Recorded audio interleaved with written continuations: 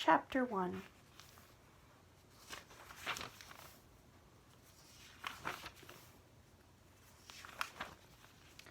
That fool of a fairy Lucinda did not intend to lay a curse on me. She meant to bestow a gift.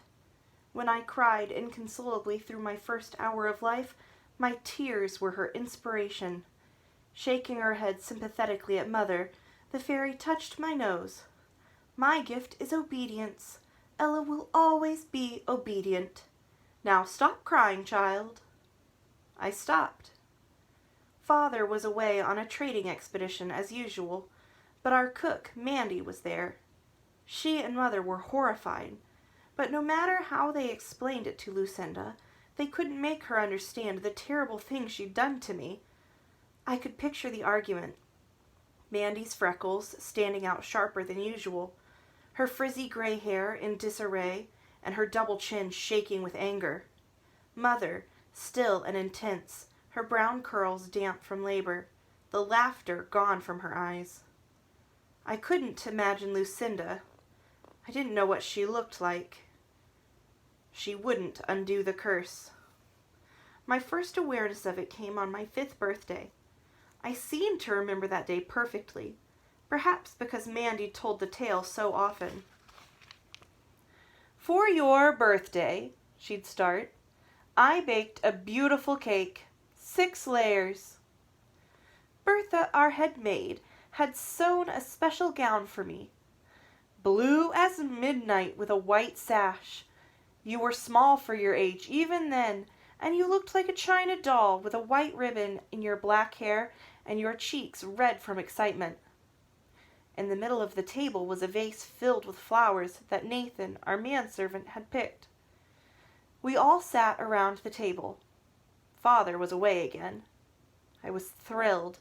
I had watched Mandy bake the cake, and Bertha sew the gown, and Nathan pick the flowers. Mandy cut the cake. When she handed me my piece, she said without thinking, "Eat." The first bite was delicious. I finished the slice happily. When it was gone, Mandy cut another. That one was harder. When it was gone, no one gave me more, but I knew I had to keep eating. I moved my fork into the cake itself. "Ella, what are you doing?" Mother said. "Little piggy," Mandy laughed. "It's her birthday, lady. Let her have as much as she wants." She put another slice on my plate. I felt sick and frightened. Why couldn't I stop eating? Swallowing was a struggle. Each bite weighed on my tongue and felt like a sticky mass of glue as I fought to get it down. I started crying while I ate. Mother realized first. "Stop eating, Ella," she commanded. I stopped. Anyone could control me with an order. It had to be a direct command, such as "put on a shawl" or "you must go to bed now." A wish or a request had no effect. I was free to ignore "I wish you would put on a shawl" or "why don't you go to bed now?" But against an order, I was powerless. If someone told me to hop on one foot for a day and a half, I'd have to do it. And hopping on one foot wasn't the worst order I could be given. If you commanded me to cut off my own head, I'd have to do it. I was in danger at every moment.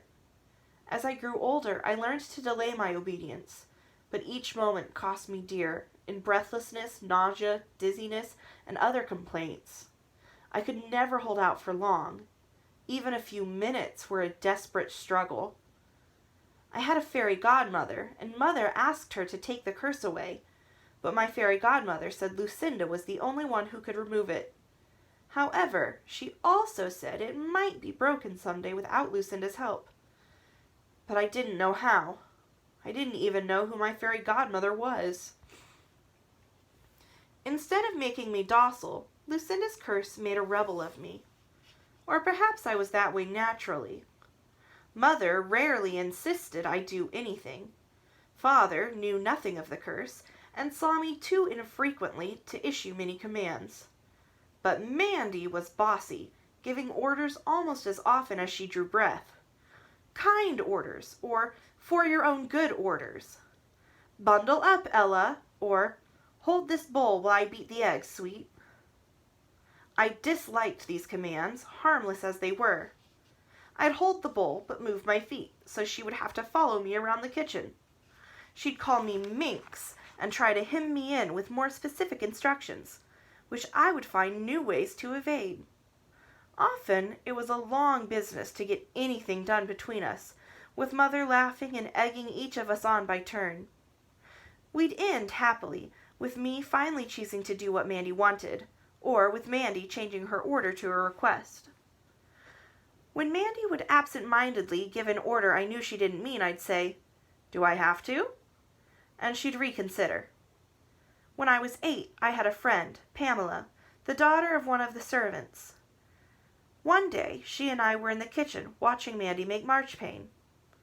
When Mandy sent me to the pantry for more almonds, I returned with only 2.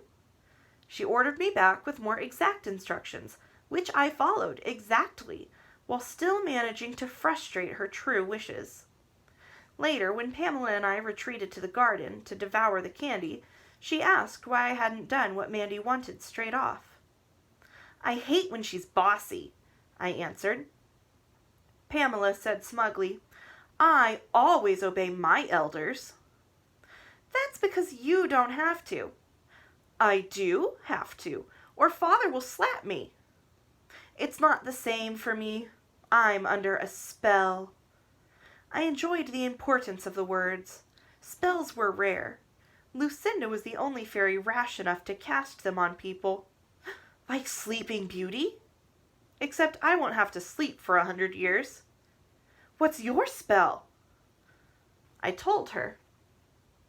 "If anybody gives you an order, you have to obey, including me?" I nodded. "Can I try it?" "No." I hadn't anticipated this. I changed the subject. "I'll race you to the gate." "All right, but I command you to lose the race." "Then I don't want to race." "I command you to race, and I command you to lose." We raced. I lost. We picked berries. I had to give Pamela the sweetest, ripest ones. We played princesses and ogres. I had to be the ogre. An hour after my admission, I punched her. She screamed, and blood poured from her nose. Our friendship ended that day. Mother found Pamela's mother a new situation far from our town of Frel. After punishing me for using my fist, Mother issued one of her infrequent commands: never to tell anyone about my curse. But I wouldn't have anyway. I had learned caution. When I was almost 15, Mother and I caught cold. Mandy dosed us with her curing soup, made with carrots, leeks, celery, and hair from a unicorn's tail.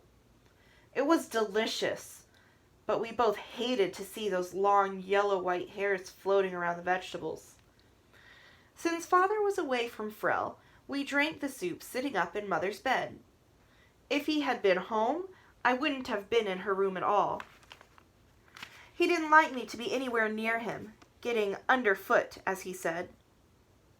I sipped my soup with the hairs in it because Mandy had said to, even though I grimaced at the soup and at Mandy's retreating back.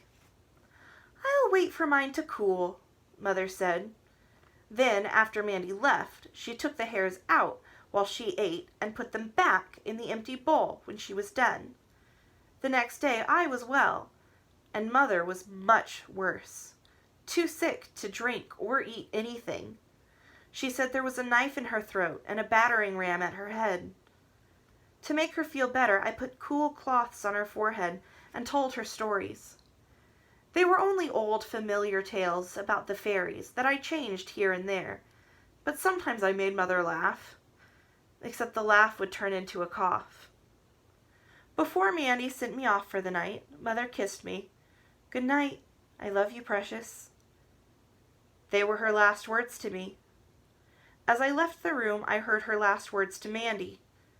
"I'm not very sick. Don't send for Sir Peter." Sir Peter was Father. The next morning she was awake, but dreaming, With wide open eyes, she chattered to invisible courtiers and plucked nervously at her silver necklace. To Mandy and me, there in the room with her, she said nothing. Nathan, the manservant, got the physician, who hurried me away from Mother's side. Our hallway was empty. I followed it to the spiral staircase and walked down, remembering the times Mother and I had slid down the banister. We didn't do it when people were around. We have to be dignified, she would whisper then, stepping down the stairs in an especially stately way. And I would follow, mimicking her and fighting my natural clumsiness, pleased to be part of her game. But when we were alone, we preferred to slide and yell all the way down, and run back up for another ride, and a third, and a fourth. When I got to the bottom of the stairs, I pulled our heavy front door open and slipped out into bright sunshine. It was a long walk to the old castle, but I wanted to make a wish, and I wanted to make it in the place where it would have the best chance of being granted.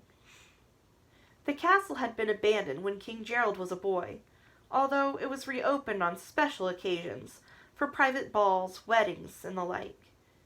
Even so, Bertha said it was haunted, and Nathan said it was infested with mice. Its gardens were overgrown, but Bertha swore the candle trees had power.